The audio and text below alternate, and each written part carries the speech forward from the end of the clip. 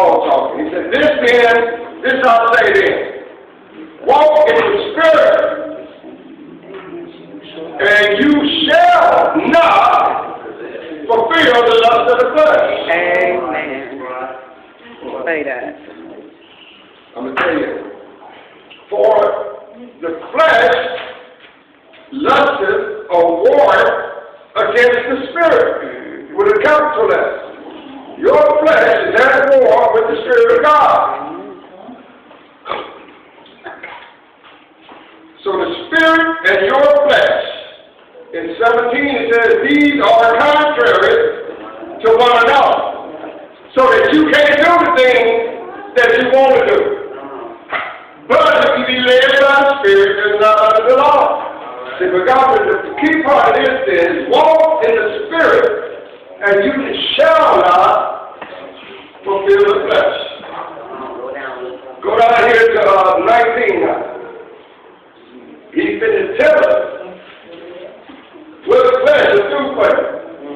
This is what faith. If you walk this in the flesh, these things are going to manifest themselves in your life. Either one of these categories or more. Somewhere it's going to show up in here, right? He said, adultery, fornication, Come on, Jesus. uncleanness, lasciviousness, idolatry, witchcraft, hatred, variance, emulation. Variance and emulations are talking about jealousies and division. Not ready. Jealousies and division. Wrath. Praise. Come on. Strife. Come on. Sedition. Come on. Heresy. Envying. Murders. Drunkenness. Come on. Reveling. And such is life.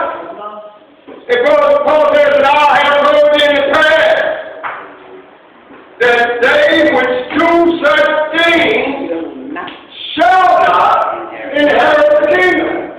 Come on now. Stop playing, Lord. But if you walk in the Spirit, Stop playing.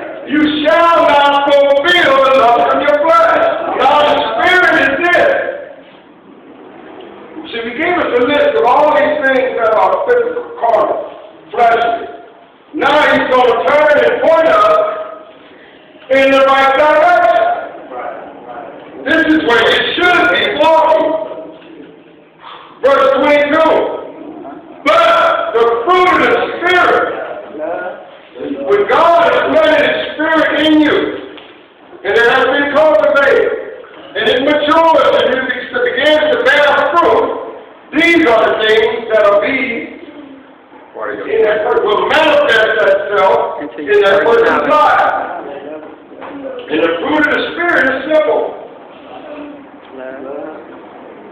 Love, joy, peace, long-suffering, gentleness, goodness, faith, meekness, temperance, self-control. He's still working. And faith, against which there is no law. So God tells us always back in 16 in. If we walk in the Spirit, if we walk in the love and the joy and the peace, we will not fulfill the lust of the flesh. We will not be murdering, adulterating, fornicating. Honestly, this is a give and take. Because where light is, darkness can't exist. I can come into this room. If I go there, it'll be completely dark at night. If I turn on the bathroom light, there's light in the bathroom.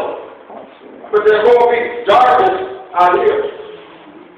But as I come through, and I keep hitting light switches, pretty soon, there'll be no darkness in this church.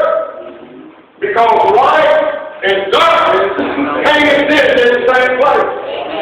God tells us, so if you walk in my Spirit, you will not fulfill the lust of your flesh. Come on. How do we walk in the Spirit so that we don't do these things that God says we want to inherit the kingdom of the world? Sherry, you reading my paper? I go back to the first statement I made that God gives you, before He gives the reason things are the way they are. Because your ways are not God's ways. Amen. And the reason your ways are not God's ways are because your thoughts are not God's thoughts. If we are part of our thoughts, the Bible tells us that out of the abundance of the heart flows the issues of life. Out of the abundance of your spirit flows the issues of life. So until we correct our spirit,